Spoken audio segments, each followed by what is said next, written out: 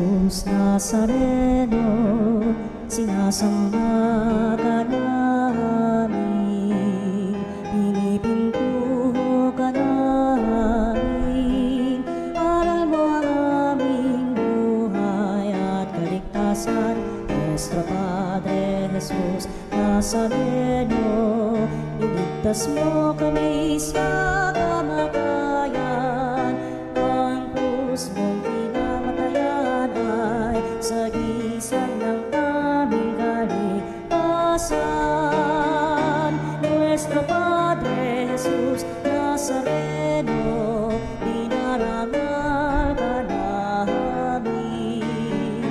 Nuestro Padre Jesus Nazareno, inulwalhati ka namin. Nuestro Padre Jesus Nazareno, inarangal ka namin. Nuestro Padre Jesus Nazareno, inulwalhati ka namin.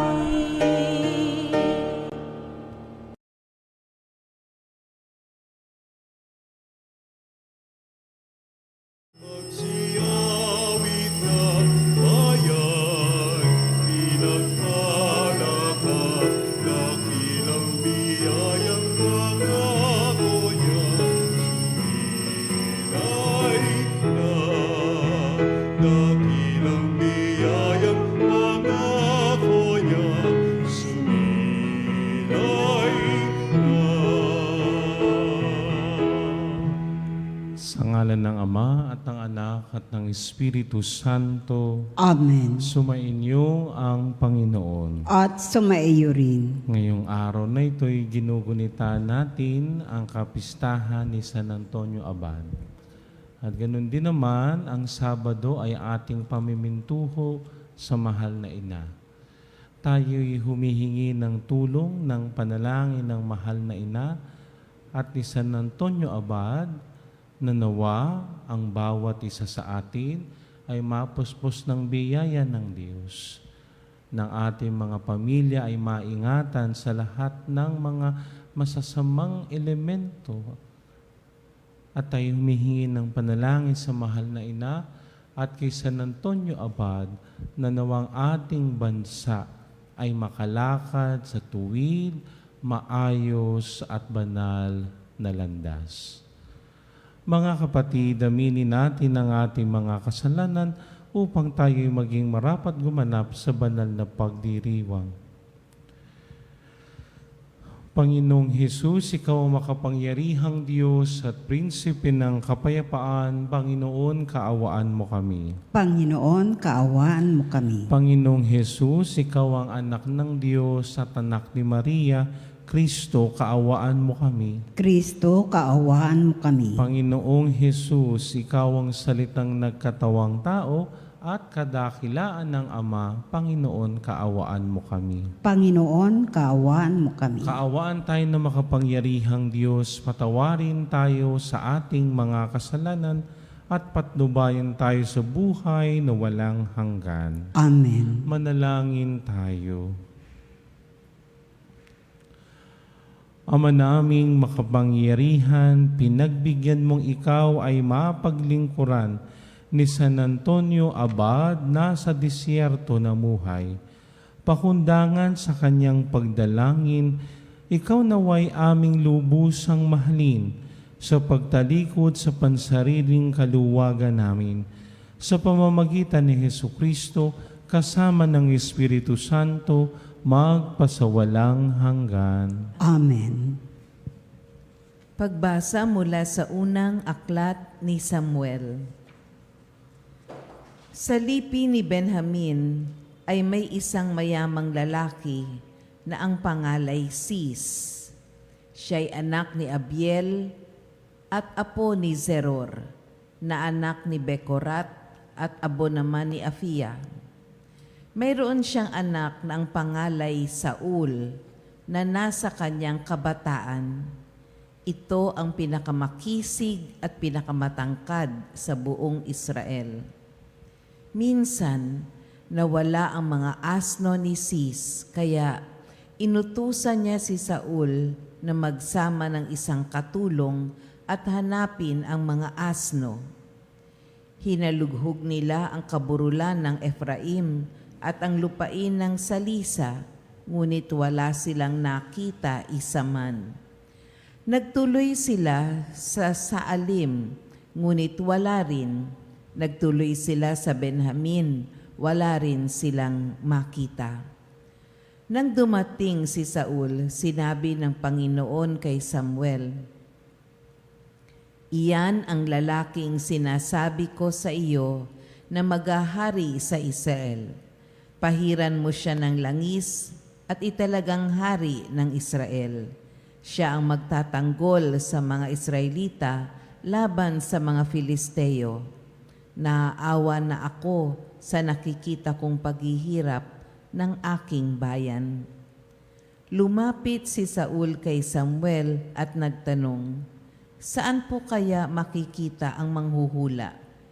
Sumagot si Samuel, "Ako ang manghuhula. Sumama ka sa akin sa altar sa burol at magsasalo tayo sa pagkain. Sa umaga ka na lumakad pagkatapos kong sabihin sa iyo ang gusto mong malaman." Kinuha ni Samuel ang sisidlan ng langis at binuhusan ang ulo ni Saul. Pagkatapos, hinagka niya ito at sinabi, "Binuhusan kita ng langis ng Panginoon upang maging hari ng Israel. Pamamahalaan mo ang kanyang bayan at ililigtas laban sa lahat niyang kaaway." Ang salita ng Diyos. Salamat sa Diyos. Poon, ang bigay mong lakas sa hari nagpapagalak. Poon, ang bigay mong lakas sa hari nagpapagalak. Nagagalak ang hari o poon dahilan sa lakas mong bigay. Siya'y nagagalak sa kanyang tagumpay.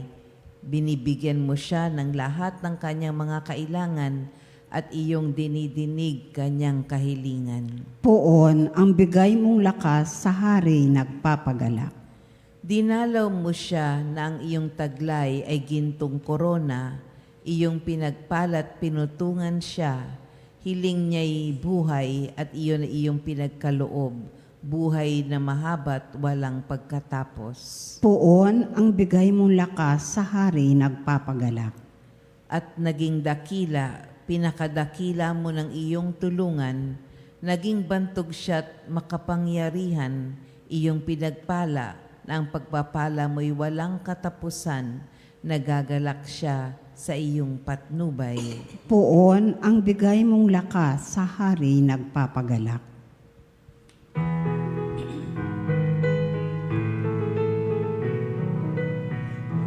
Hallelujah, hallelujah. Hikain mo, noon nakikinig ako sa iyong mga salita. Hallelujah.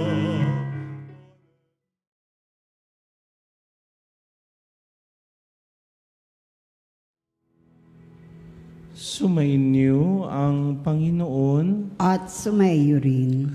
Ang mabuting balita ng Panginoon ayon kay San Marcos. Papuri sa iyo, Panginoon. Noong panahong iyon, muling pumunta si Jesus sa baybayin ng lawa ng Galilea. Sinundan siya ng napakaraming tao at sila'y tinuruan niya. Nagpatuloy siya ng paglakad at nakita niya si Levi na anak ni Alfeo. Nakaupo sa paningilan ng buwis. Sinabi sa kanya ni Jesus, "Sumunod ka sa akin." Tumindig naman si Levi at sumunod. Nang si Jesus at ang kanyang mga alagad ay kumakain sa bahay ni Levi, nakisalo sa kanila ang maraming publikano at mga makasalanang sumunod sa kanya. Nakita ito ng ilang eskribang kabilang sa pangkat ng mga Pariseo At tinanong nila ang kanyang mga alagad, bakit siya sumasalo sa mga publikano at sa mga makasalanan? Narinig ito ni Jesus at siya'y sumagot, hindi nangangailangan ng manggagamot ang walang sakit, kundi ang may sakit. Naparito ako upang tawagin ang mga makasalanan, hindi ang mga banal. Ang mabuting balita ng Panginoon. Pinupuri ka namin, Panginoong Heso Kristo. Magandang umaga po sa inyong lahat. Magandang umaga po, Father. Unang ating pagbati sa Diocese ng San Jose Nueva Ecija, sapagkat ay sa araw na ito ang kanilang magiging obispo sa katauhan ng Lubhang Kagalang-galang Samuel Agaracar, SVD, ay oordinahang obispo dito sa Tagaytay sa may Divine Word Seminary.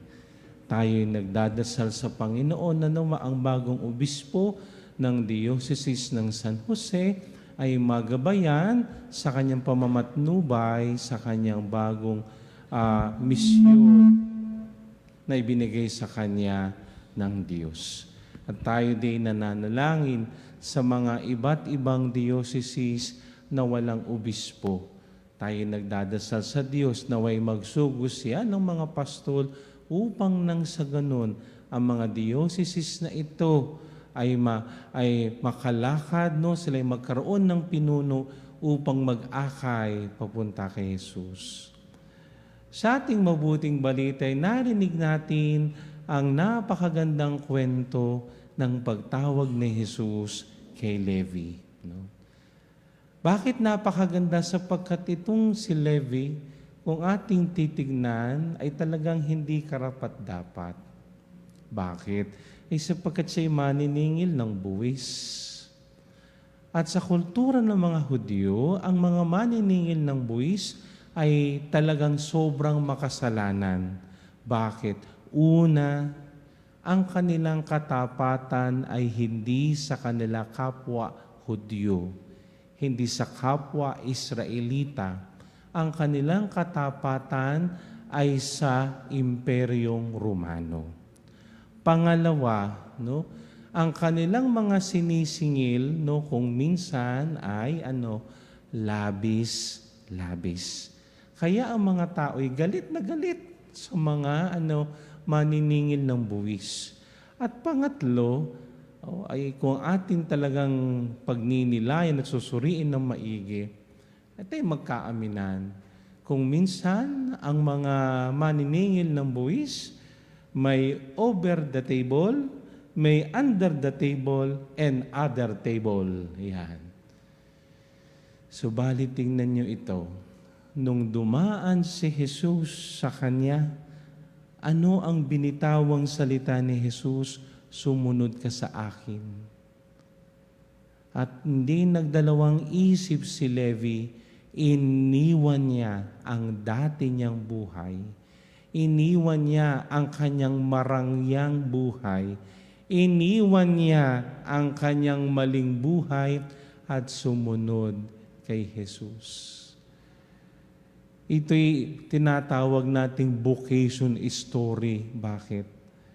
Sapagkat si Jesus ay pumipili hindi dahil tayo ay karapat-dapat. No? Hindi tayo karapat-dapat. Subalit ako at tayo katulad ni Levi ay tinatawag at pinipili ni Jesus para maging karapat-dapat. Meaning to say, sa pagtawag sa akin at pagtawag sa atin ni Jesus, tulad ng ginawa niya kay Levi, huhubugin ako at huhubugin tayo ni Jesus ayon sa kanyang pagkatao. Kaya nga nung noon, sabi sa ating mabuting balita, nagkaroon ng salo-salo. At nung nagkaroon ng salo-salo, sinong inimbita, sinong nandoon? Ay yung kapwa niya makasalanan. yung mga isinasantabi ng lipunan, yung mga iniiwasan ng lipunan sapagkat sila ay quote-unquote marumi. Kaya siyempre, narito na naman ang mga Pariseo. No? Silang magagaling, silang marurunong sa batas, silang tagapagpaliwanag nito. Subalit hindi talaga nila naiintindihan kung anong sinasabi ng banal na kasulatan.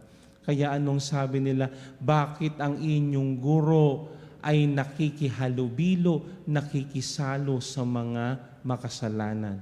Sapagkat sa kultura ng mga Hudyo, kapag ikaw ay napadikit sa mga makasalanan, makasalanan ka na agad. Pero anong sabi ng Panginoong Hesus? Ang mga walang sakit ay hindi nangangailangan ng manggagamot. Oo nga naman, no? Ay bakit ka pupunta sa doktor kung wala ka naman sakit? Ginulo mo lang yung doktor, di ba ga? Pupunta ka sa doktor sapagkat ikay may kailangan. Ikay may sakit at kailangan mong gumaling. No? At ito'y dinagdagan pa ni Jesus, ako'y naparito hindi para sa mga banal. Ako ay naparito para saan? Para sa mga makasalanan. Sino yon? Ako at tayo. Bakit? Sapagkat ang Diyos ay napakalaki ng kanyang puso para sa mga makasalanan. Napakalaki ng puso ni Jesus. Bakit? Sapagkat binibigyan niya ang makasalanan ng maraming pagkakataon upang makapagbagong buhay at matagpuan ang Diyos sa kanilang buhay. No? Sa unang pagbasa, nakita natin ang sinasabi nating transition. Bakit transition? Sapagkat si Samuel, ayon sa mga pagsasaliksik, ay ang kahuli-hulihang hukom. Sapagkat ang Israel ay nagtatransition. Bakit? From judges to kings. Kayo ba'y nagsimba kahapon? Anong sabi ng unang pagbasa? Ay nalimutan na. Anong sabi ng unang pagbasa kahapon? Sapagkat ang Israel ay humihingi ng hari. Sapagkat ang lahat na nakapalibot sa kanila ay puro may mga hari. May namumuno sa kanilang hari. Anong sabi ni Samuel? Pag kayo'y nagkahari, pahihirapan niya ang inyong mga anak. Sila'y magiging sundalo. Ang mga anak niyong babae magiging alipin niya doon sa kanyang palasyo. Ang mga anak niyo naman lalaki, gawin niyang sundalo. Ang inyong mga ani sa kanya pupunta. No? Anong sabi nila? Kahit anong sabihin mo, Samuel, gusto namin ang hari. No? Ay siyempre, bakit ba gagayon ang sagot nila? Ay siyempre si Samuel ay natakot din. Bakit ika? Abay, mawawalan siya ng gagawin no? No? Ay siya pagkat si Samuel ay namumuno sa bayang Israel. No? Ay siyempre siya matatanggalan ng tungkulin. No? At pangalawa, anong sabi niya? Sapagkat kayo lumalabag sa Diyos. Sapagkat maliwanag kay Samuel na ang kailangan mamuno sa bayang Israel ay walang iba kundi ang Diyos. Pero nung sabi ng Diyos sa kanya, Samuel, sige, hayaan mo. No? Hindi naman ikaw ang kanilang sinusuway at ako. Hayaan mo, tutulungan kita, hahanap tayo ng hari. At ito nga sa ating unang pagbasay, ating nasumpungan kung sino ang unang hari ng Israel. Sa katauhan nino, sa katauhan ni Saul. No? Sabi nga ng ating unang pagbasa, ito galing si Saul, galing sa isang mayamang angkan, binata, hindi siya bimakisig, At itong pinili ng Diyos para maging hari sa bayang Israel. Dito'y makikita natin ang karunungan ng Diyos, ang katalinuhan ng Diyos. Bakit? Sapagkat maliwanag sa Diyos, siya ang pastol ng Israel. Subalit ang kanyang mga bayang pinili ay naghangad ng isang mamumuno sa kanya. At anong ginawa ng Diyos? ibinigay niya ang kagustuhan ng kanyang bayan. Hindi maramot ang Diyos. Kaya siya'y pumili ng isang tao sa katauhan ni Saul para mamuno sa kanyang bayan. Ganito magmahal ang Diyos, no? Siya ang nagbibigay kung sino ang mamumuno sa kanyang bayan. Hindi niya hahayaan na ang kanyang bayan ay masupil ng masama. Hindi niya hahayaan na ang kanyang bayan ay malupig ng mga kaaway. Tandaan natin ang kaban ng tipan ay nakuha ng mga Pilisteo. Kaya kailangan itong mabawi. Kaya gawa Diyos ng paraan upang may makatuwang siya para manalo uli at magtagumpay ang bayang Israel. Subalit sa ating mabuting balita ay hindi labanan ang kakaharapin. Sa ating mabuting balita ay hindi kaaway ang haharapin sa pagpili ni Jesus kay Levi. Pinili ni Jesus si Levi na sumunod sa kanya upang ipakita sa madla na siya'y naparito hindi para sa mga banal kundi makasalanan. Na ang kanyang pagtawag kay Levi ay paglalarawan ng Diyos na siya ay malapit, lalo tigit sa mga taong makasalanan na gumagawa ng paraan upang mapalapit sa Kanya. Ito natin makikita ang talambuhay ni San Antonio Abad. Sabi sa mga panulat, sa edad na 20 siya ay naulila at siya may kapatid na babae. Binenta niya ang kanyang mga ari-arian at ang kanya namang kapatid ay binigay niya sa mga Kristiyanong birhen upang alagaan. At siya'y namuhay bilang ermitanyo. Pag sinabing ermitanyo, namumuhay kang mag-isa. No? Subalit, nung siya'y nag-ermitanyo sa disyerto, ay siya'y maraming dinaan ng mga pagsubok sa buhay. No? Nandiyan siya'y nagutom. At hindi lang yun, siya ay sinaktan ng demonyo. At ang demonyo nagpapakita sa kanya sa anyong mga hayop. No? Pero dahil siya ay mayroong matatag na pananampalataya sa Diyos, dahil siya ay mayroong magandang istruktura ng kanyang pananalangin, na pagtagumpayan niya. At sa edad na 35 at 40, anong ginawa niya? No? Yung mga ermitanyo sa disyerto, pinagsama-sama niya. No?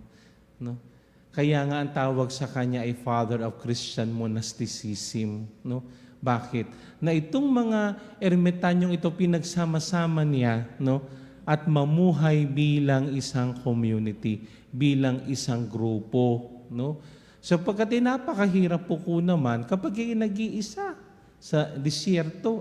Nung mangyari sa iglamunin ka ng leon, tuklawin ka ng ahas, patay ka na di namin alam.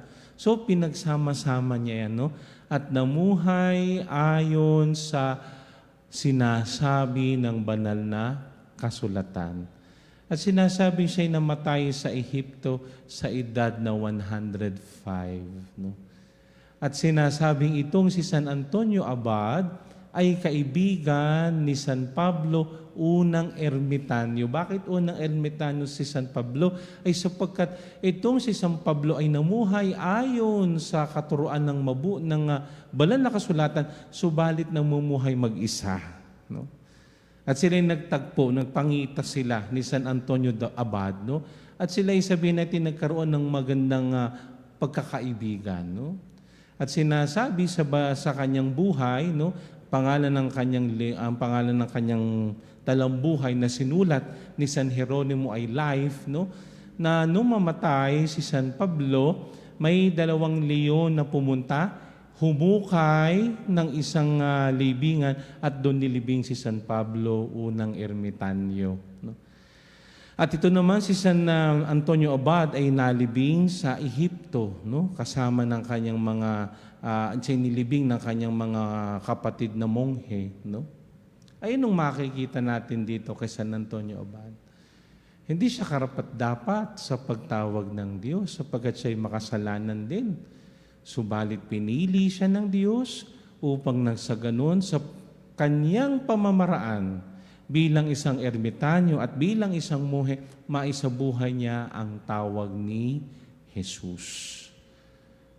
At yun ang hamon sa ating lahat na narito ngayon. Ang kwento ni Levi, ang kwento ni San Antonio Abad ay kwento natin. Tumatawag si Jesus. Tinatawag tayo ni Jesus sapagkat alam niya na ang puso ko at puso natin ay naghahangad na papalapit sa Kanya. Tumatawag si Jesus sapagkat alam niya na tayo'y magiging katuwang niya sa pagpapalaganap at pagpapangaral ng mabuting balita. Tinatawag tayo ni Jesus sapagkat hindi tayo karapat-dapat. Subalit tinatawag tayo ni Jesus upang maging karapat-dapat para sa Kanya. Tinatawag tayo ni Jesus sapagkat hindi tayo banal, makasalanan tayo. Tinatawag tayo ni Jesus sapagkat gusto niya na sa pamamagitan niya, tayo ay maging banal tulad niya. Tayo'y tinatawag ni Jesus sapagkat alam niya na tayo'y mahina. Tinatawag tayo ni Jesus upang sa ganon, sa Kanya tayo ay maging malakas. Kaya hari nawa sa pagpapatuloy ng ating banal na misa ngayong umagang ito, nawa ang istorya ni Levi ay maging istorya din natin. Na nawa pag tumawag ang Diyos, pag tumawag si Jesus sa buhay natin, iwan nating lahat at sumunod sa Kanya. At lagi nating pakakatandaan, si Jesus ay naparito, lalo tigit para sa ating mga makasalanan, upang nang sa ganon, tayo ay Kanyang mahubog bilang mga banal na nilalang. Amen.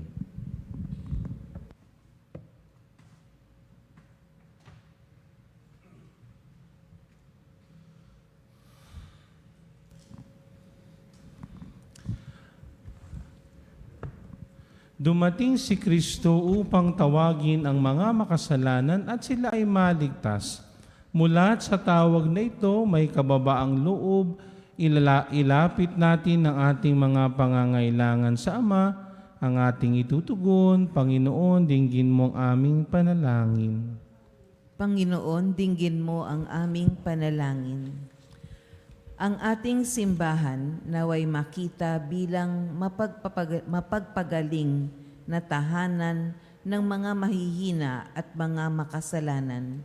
Manalangin tayo sa Panginoon. Panginoon, dinggin mo ang aming panalangin.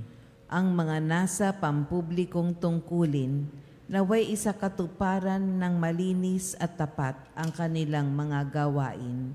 Manalangin tayo sa Panginoon. Panginoon, dinggin mo ang aming panalangin.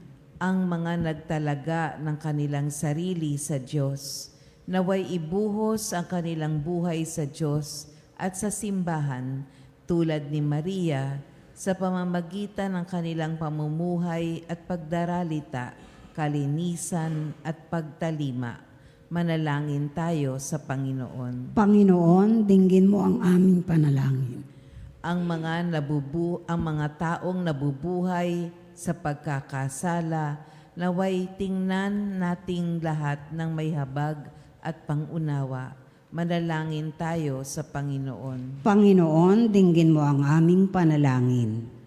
Ang mga yumao naway makaranas ng mapagligtas na kapangyarihan ng Diyos. Manalangin tayo sa Panginoon. Panginoon, dinggin mo ang aming panalangin. Sa ilang sandali ng katahimikan, ipanalangin natin ang kagalingan at natatanging kahilingan ng mga Eucharistic Advocate. Manalangin tayo sa Panginoon. Panginoon, dinggin mo ang aming panalangin. Ang lahat nito ay aming hinihiling sa pamamagitan ni Kristong aming Panginoon. Amen. Papuri-puri na Diyos ang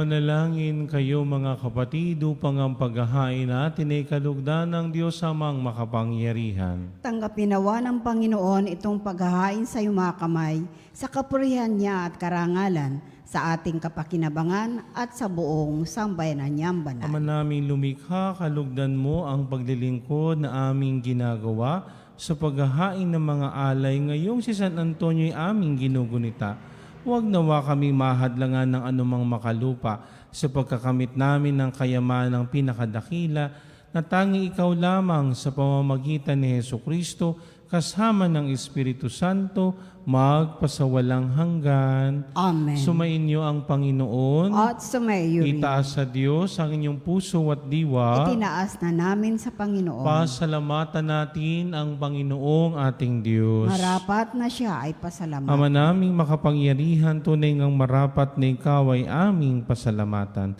Ikaw ay nagniningning sa piling ng mga banal na ikinararangal mo sa kanilang kabutihan. Ibinibigay mo sa lang huwara namin araw-araw at katuwang sa pagsamba sa iyong kamahalan. Sa pamamagitan ng anak mong si Hesukristo, kami naliligid ng mga banal na tao. Sila'y mga saksi na ang pananalig sa iyo ay magaganap namin sa ikararangal mo. Kaya kaysa namang yan na nagsisiawit ng papuri sa iyo, nang walang humpay sa kalangitan, kami nagbubunyi sa iyong kadakilaan.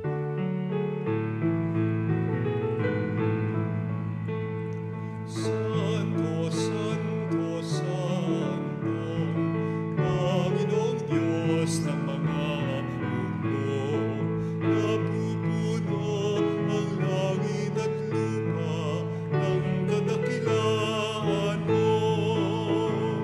Hosana, Hosana, sa kaitaasan.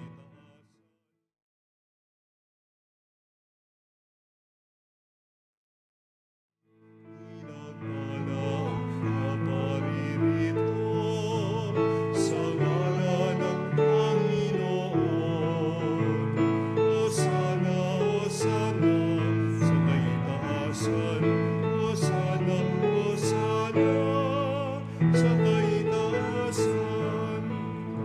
Ama naming banal, ikaw ang bukal ng tanang kabanalan, kaya't sa pamamagitan ng Espiritu, gawin mong banal ang mga kaloob na ito upang para sa amin maging katawan at dugo ng aming Panginoong Hesukristo.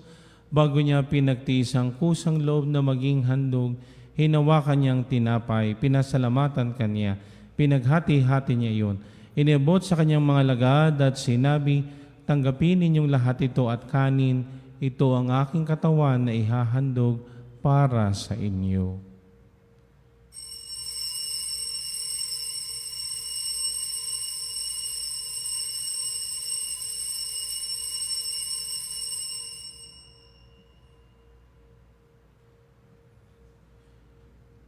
Gayon din naman, nung matapos ang hapunan, hinawakan niyang kalis, muli kanyang pinasalamatan. Inibot niyang kalis sa kanyang mga lagad at sinabi, tanggapin ninyong lahat ito at inumin. Ito ang kalis ng aking dugo, ng bago't walang hanggang tipan. Ang aking dugo na ibubuhos para sa inyo at para sa lahat sa ikapagpapatawad ng mga kasalanan. Gawin ninyo ito sa pag-alaala sa akin.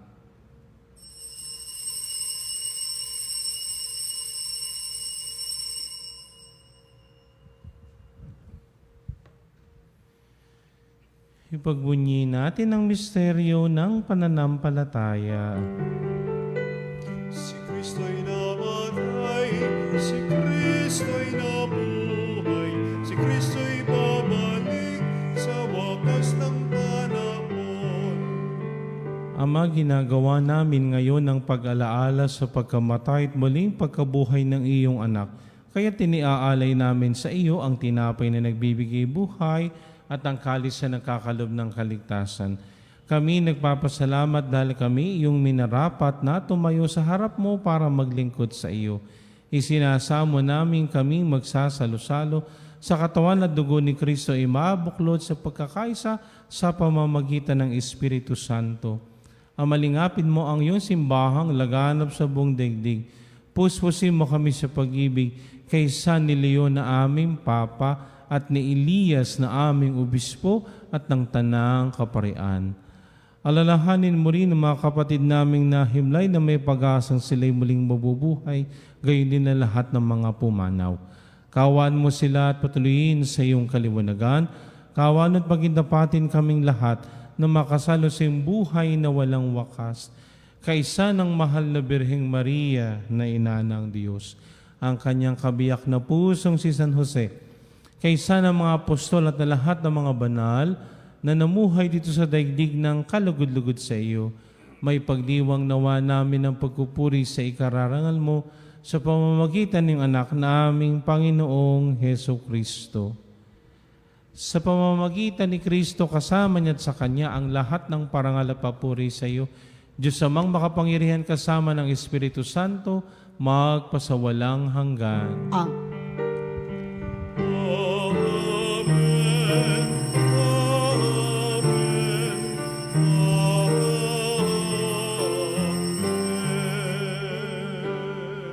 Sa tagubili ng mga nakagagaling na utos sa tulong ni Jesus na Panginoon natin at Diyos, ipahayag natin ang lakas loob.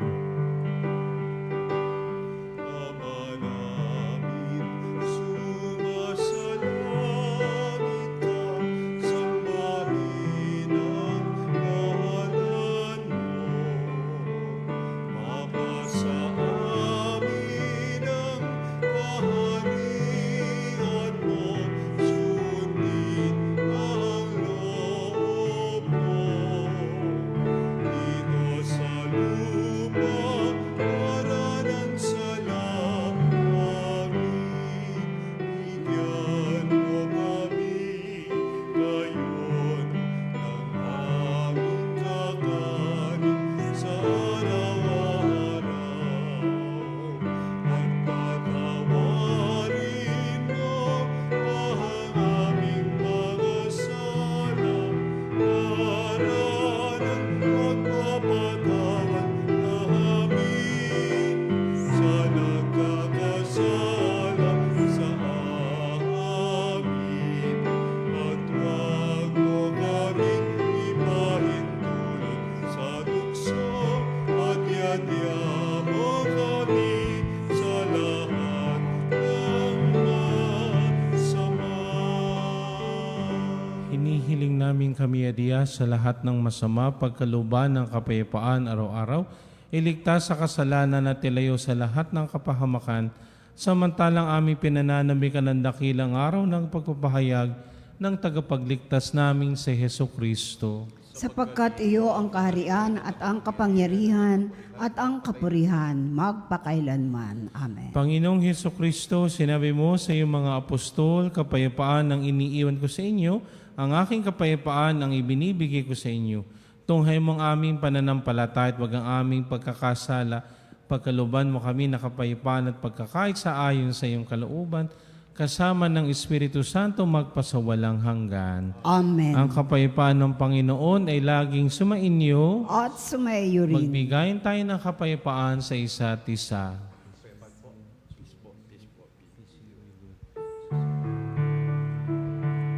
Kordero ng Diyos na nag-aalis ng mga kasalanan ng sanlibutan. Maawa ka sa amin. Kordero ng Diyos na nag-aalis ng mga kasalanan ng sanlibutan. Maawa ka sa amin. Agnus Dei, qui tollis peccata mundi, dona nobis pacem, dona nobis pacem, dona nobis pacem.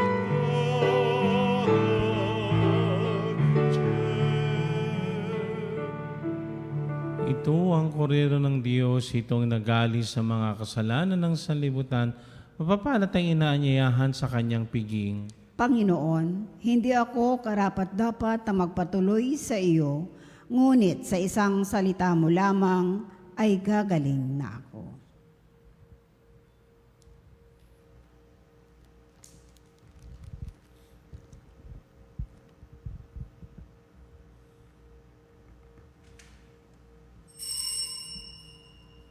Mga kapanalig, ating dasalin ang komunyong espiritual. O Jesus, nananalig ako sa pananahan mo sa kabanal-banalang sakramento. Minamahal kita higit sa lahat at hangad ka ng aking kaluluwa. Hindi ko man matatanggap ngayon ang iyong katawan at dugo, inaasahan ko na patuloy kang mamumuhay sa aking puso. Naniniwala ako na narito ka at kaisa ka ng aking buong pagkatao. Huwag mong ipahintulot na mawalay ako sa iyo. Amen. Panalangin sa karangalan ng Nuestro Padre Jesus Nazareno. O Jesus Nazareno, katamis-tamisan naming manunubos, sa harap mo ngayon naririto kami't nangangayupapa at nagsisisi ng taos-puso sa aming pagiging walang turing sa iyo at paglimot sa di mabilang na mga biyaya mo, lalong-lalo na yaong mahalagang biyaya ng pagtutubos. Dinaramdam namin at pinagsisisihang labis, Panginoon ko, ang pagkakasala namin sa iyo. Ikinalulungkot namin ang pagiging dahilan ng pagpapasan mo ng krus na iyan sa gitna ng mga hirap at kapaitan, hanggang sa inihandog mo ang iyong buhay sa bundok ng Kalbaryo, sa pagkaibig mo lamang na matubos kami at ang sangkatauhan mula sa sala. Pakabanalin mo, O Panginoon, ang aming pagnanais at ipagtanggap mo sa amin ang iyong biyaya. Maging tagapamagitan nawa ang iyong ina, ang kalinis-linisang Birheng Maria.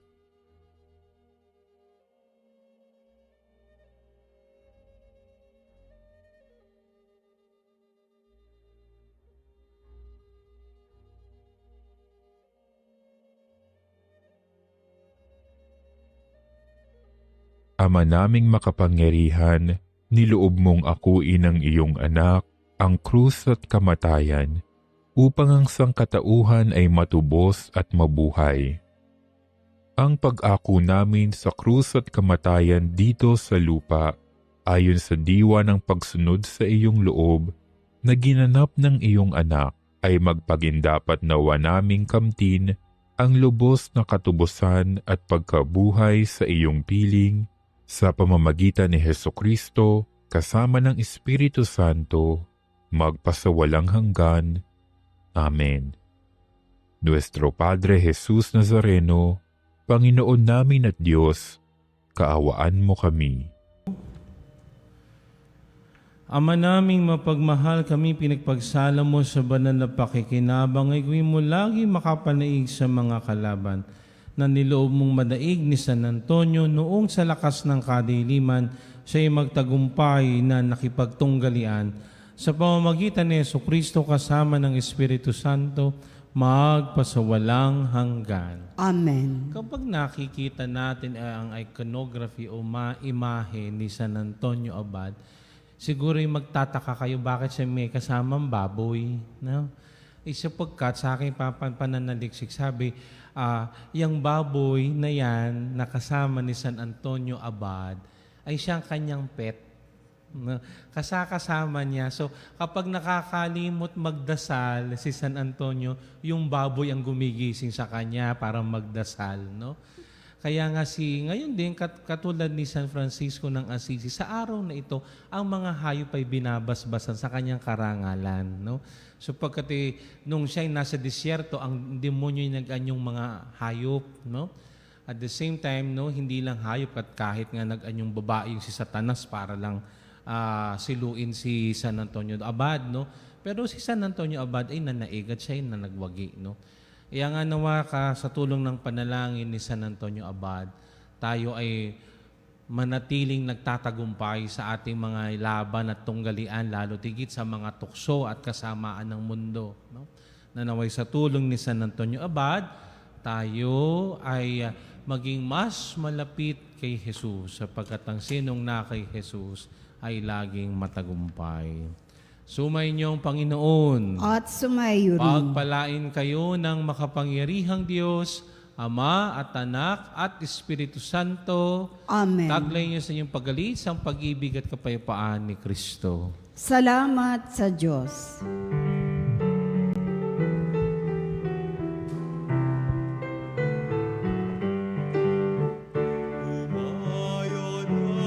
Umaya ng Diyos, iyaya'y bahagi, lubos, suyuri ng parang at bundok, isigaw pag-ibig niyang taos. Suyuri ng parang at bundok, isigaw pag-ibig niyang taos.